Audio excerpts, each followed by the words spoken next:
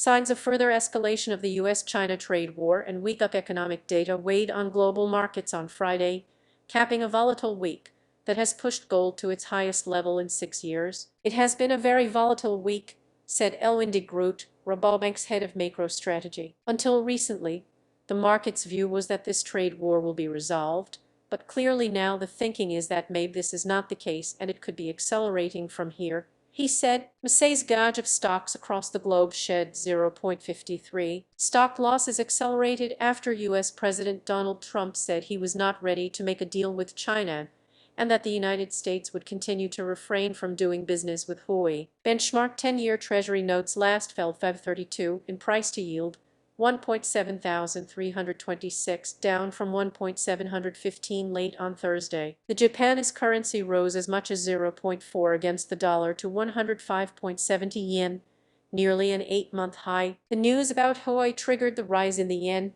said Junichi Ishikawa, senior foreign exchange strategist at IG Securities.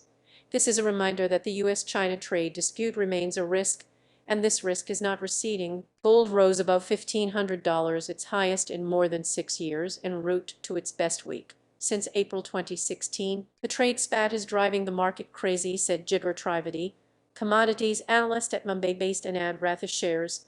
Stockbrokers, $1,500 for gold is now the new normal unless trade relations take a turn in a right direction. Bank of America Merrill Lynch noted that a massive $2.03 billion pile into gold funds over the last week had been the fourth largest inflow ever. Expectations of production cuts by the Organization of the Petroleum Exporting Countries pushed Brent crude up 1.7 to $58.34 per barrel, and U.S. West Texas Intermediate up 3.5 to $54.39. Reporting by David Randall, editing by Jonathan Otis, Dan Grebler, and Richard Chain.